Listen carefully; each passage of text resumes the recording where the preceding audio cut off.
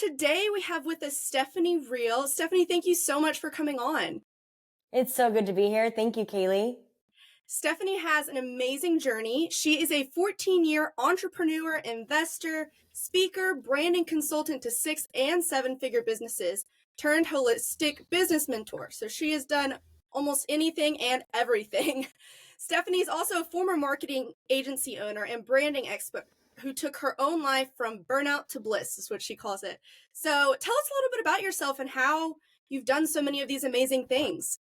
Well, I think it starts out at the beginning and doing things without a lot of intention and alignment to start with. I started my first business at 22. And so there's so much when you're still in college that you don't know. And even when I first started, the side hustle wasn't a thing. It is now, but all my friends just thought I was crazy because I was working for somebody else and then working on my business on the evenings and weekends. But it's allowed me to live a lot of lifetimes and do a lot of different things. And so that first business turned into a full service marketing agency and we had a lot of success and grew, to multiple 6 figures. I had a team and clients all over the country, which was amazing. Wow. Especially but it wasn't really, well, and it took a while, right? It took some time to get there, but it wasn't necessarily really what I intended to do. And so I think that's when I share about going from burnout to bliss, I am such an empathetic guide for those who are in that situation now because I lived it. And, I had told myself, oh, it's my own business. I can't get burnt out. I had worked for other people and I was like, oh, I was so burnt out. I was working with them. And I told myself along the way that you couldn't get burnt out if it was your own business. And that was just me gaslighting myself because I was burnt out, being so out of alignment. And so it took, a lot of deep reflection and inner work on myself to really realize that that wasn't what I really wanted to do. And it didn't support the life that I wanted. It didn't even, I was spending so much time on the business, like working 16 to 18 hour days, no exaggeration. Wow. And my body was whispering to me all along that things were maybe off or that I wasn't supposed to be doing that. But then I would get a major client deal or whatever and be like, oh, this must be the right path. Right.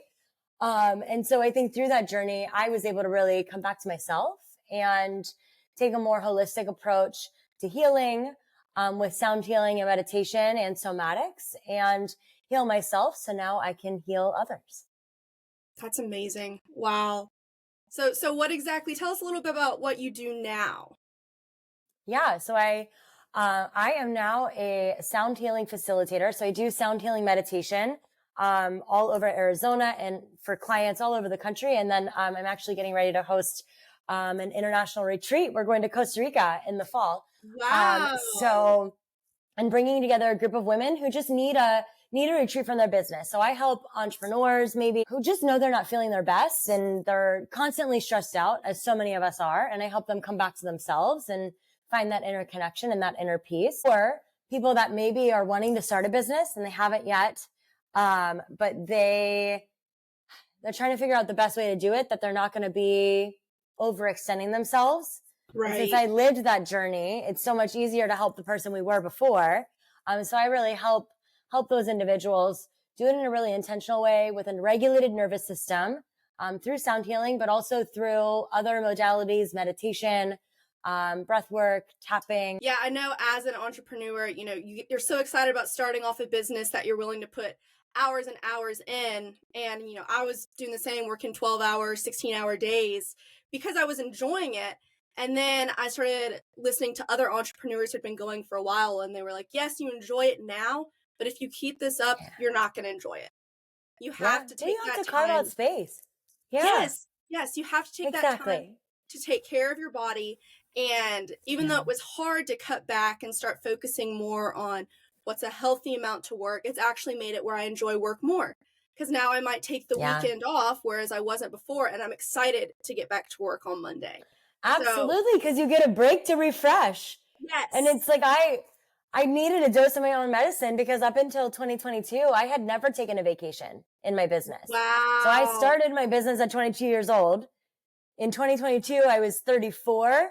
So 12 years, I had never taken a vacation. I always had my laptop, my phone with me. I even got married and brought my laptop with me and intended to work during the wedding. Wow. Yeah. I'm since happily divorced, but yeah, I brought the laptop with me to the wedding. I was like, oh, I'm going to work while I'm here, right? I can carve out some time to work even when I'm getting married. Wow. Yeah. And even I still sometimes find myself in that rut. I was in a big play this past weekend and found myself bringing my iPad to do work in between scenes. And I was like, no. You need to be present in this moment, and you need to be intentional with the time you have. That's amazing. I have a theater background. I'm a theater kid at heart too. So I did theater all throughout high school and into college. I don't do as much anymore, but that's a big undertaking in itself. So good for you for getting to be present in the moment and enjoy the production and enjoy that performance, because as you know, every show is a little bit different, and every moment of our lives, every day of our lives is a little bit different too. So when we're not present to it, we miss out on that. Absolutely. That's so true. One thing you talk a lot about is intentionality. And I think one thing that can help take care of yourself is being intentional from the start. So what are some tips you have for creating an intentional brand when starting up a company or a small business? This is one of my favorite things to talk about, because in the branding work, so I still do some branding consulting, but it's all with really aligned clients. And I often do like a refresh of branding. I often work with a lot of businesses that are in the health and wellness space, because that's the space that I'm really passionate about and have been for a long time. But I think that's something that we as humans get to take ourselves through, but we get to take our businesses through it too, because when we don't build, and I had a coach tell me this years ago, when you don't build with the end in mind, or that end goal or intention, it's like driving without a map. You don't really know where you're going. Yes, you might go in the general direction. You might say, oh, hey, I want to go north. Okay, you might be heading kind of north, but if you don't have intention, you might head over here when you really want it to be due north. And so, you might head over to the left or the right and get astray from that goal. And so what that really comes down to is the intention of the business as a whole, and whether it's a personal brand or a business brand. Yes. How do you want your customer to feel? What's that end goal? What is it about your business that makes you or the business uniquely qualified to offer that product or service, whatever it is? And then how do you want to show up, and how do you want your consumer to feel? And then it's almost like once we have that mission statement, a lot of times it ends up being your mission or your values, that tangible representation of how you want your business, or I can even say, be as bold as to say for ourselves too, right? Like once we're aligned with those core values or what that mission is, then we're constantly checking every decision to that. Is this offer going to support what I want my customers to feel? Is it going to be in their best and highest good? Same thing in our lives, even is it hanging out with this friend that I've been friends with for a really long time, even though we've kind of grown apart.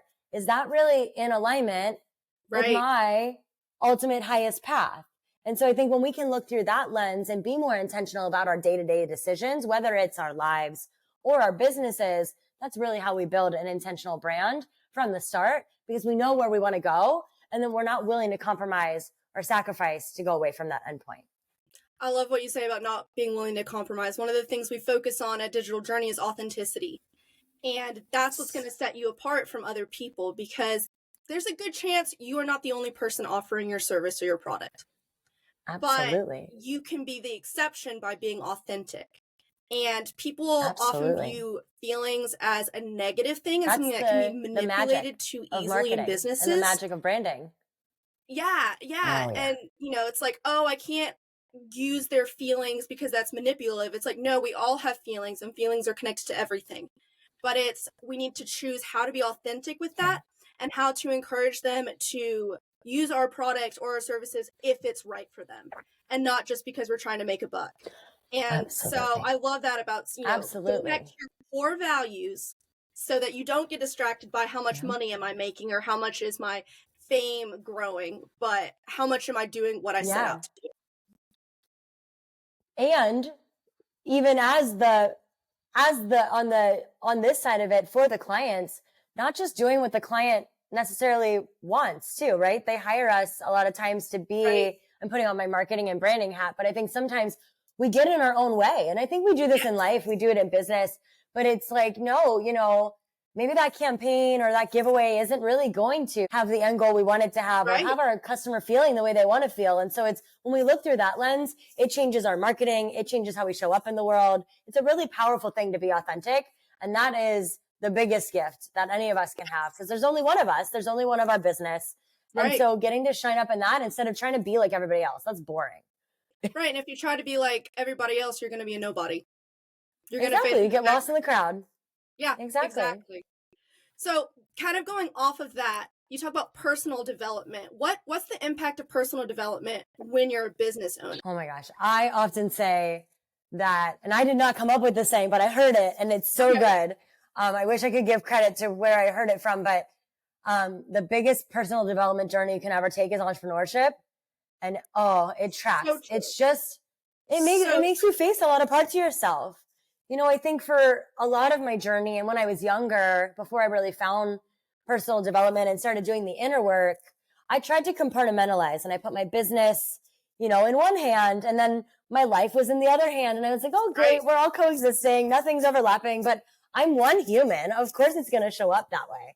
And you don't have two personalities. You're not going to be able to separate it that much. Exactly. Well, and, you know, I think a lot of the business lessons that come up are these deep-rooted personal beliefs, and maybe even not a belief that we hold, but somebody told us and we took on a lot of times at a young age. And it shows up in our businesses as entrepreneurs. And so I think if we want to have great businesses, we got to do the personal work to grow and to evolve and to transform and to become who we need to become to be that best and highest entrepreneur and business owner too. Yeah, no, that's so true. And when you're talking about people starting to be entrepreneurs, how important do you think it is that they discover their personal development beforehand, or how involved do they need to be in that, or how much is it okay for them to learn as they start going? I think the most important thing, especially for those that are starting out, there are so many different ways to do it.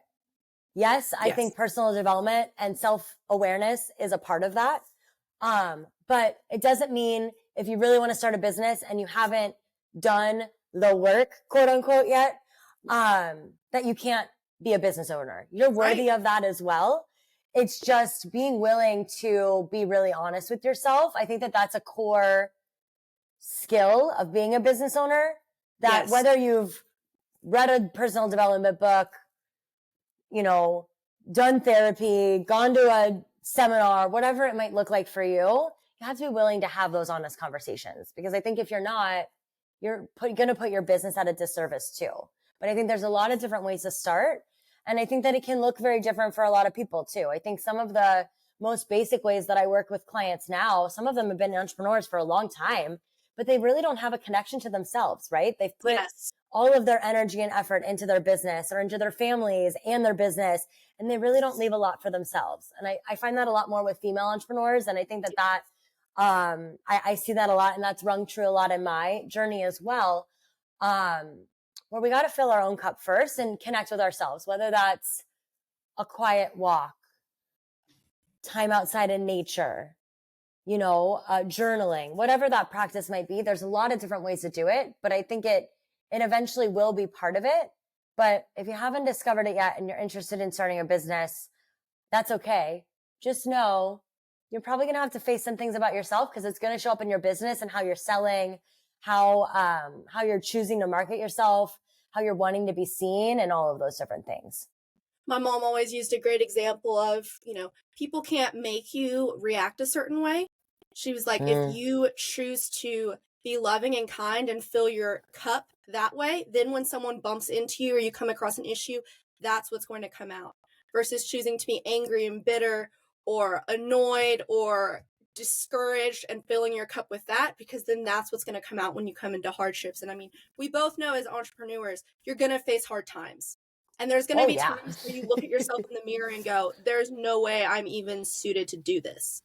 But then those are some of the moments where you can grow the most and realize it's okay if I don't have everything together. It's okay if I'm not as good as someone else, because I'm not going to be. We're not going to be the best at everything. Which I know for entrepreneurs, we can't compare. Hard too. Yes. It is hard, but I know social media makes it so easy, because you're like, oh my gosh, look at so-and-so. They've done X, Y, and Z. we came up, we were in school together. Why am I not at that level? And it's like that kind of a lens of looking at things. It's just, it stifles your own growth. And I think the other thing, like each of our journeys, they're so beautiful and they're so unique. Right.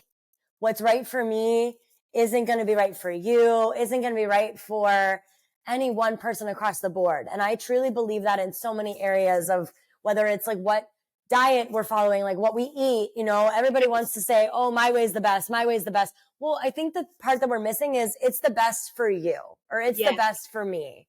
And like, I can feel really passionately about something and share it from a loving and compassionate place. Like I love the work that I've done and I want to share it with people, but also with clients. Like I have to feel into that a lot of times and see what are they really ready for? Because if you give somebody something too soon, it can really be detrimental. Yes. And so we have to be willing to face ourselves though. And I think that's the thing on entrepreneurship journey, why I say it really is the truest form of personal development, because if you're not willing to face those things and be honest, it's going to be a rough journey. And I say that from not being willing. When I was 22, I didn't know what personal development was.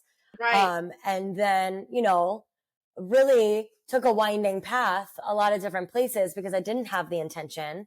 And so now I get to lead and help entrepreneurs and just people who want to make changes in their lives and do it from a really loving, compassionate place, because I've been lost along the way. Yeah. And if we can help anybody kind of see a pattern and make a different choice from a place that they really want to, that's the most amazing gift you can give yourself, to consider a different perspective and be open. So that's why I say that. Yeah. And that's one thing I love about entrepreneurship too, is, you're going to make mistakes, but you can always use those mistakes for good, whether that be to encourage someone else to be like, hey, watch out for this, or to be like, this is how far I've come. Those things are all developing your personal growth, but it's also developing your business growth. And I love that it can help grow others and you can pour into others that way too. Absolutely. That's been the one most rewarding part of my journey. Even when I had the marketing agency, I mentored most of the team that worked for me. And some of them have gone on to have their own businesses now. And that's like the coolest part, because like, yes, the success of their clients and their campaigns, and that was great. We won awards and stuff. That was great too, but not what I was doing it for. I used that as validation that I was on the right path and put that validation outside of myself, which was the problematic side of the awards and the accolades. But to be able to see that impact for a team member who had a spark or a vision to start their own business, and because of your work together, they were able to go and do that. That's the coolest reward, that we can inspire others. And I always say now on my journey, I've been through it, and we all have our own lessons, our own hardships that we go through. And if what we're going through can help just one person, I always feel like it makes it worth it. Absolutely. To be able to share from a loving and compassionate place of like, hey, this is what I found on my journey, or this is what didn't work for me, just as something to consider. It doesn't mean it's the only way to do it. Yes. But it's just, that gives us more power in the decisions we make each day. And I'm really passionate about helping people be more centered in their decisions. I love that so much. You've given us so much to think about, both personally and business wise. And I really appreciate you coming on. Where can our listeners find you if they want to reach out to you and learn more about what you do? This has been amazing today. I so appreciate it. You can learn more about me at stephanieriel.com, and that's RIEL.com. And then I'm on Instagram at I am Stephanie Riel. I'm most active on Instagram, so I always give Instagram a shout out. Awesome. And we'll have all of that linked down below in the description. So y'all can click onto that. Thank you so much for coming on. This was a pleasure having you. It was so great. I really appreciate it.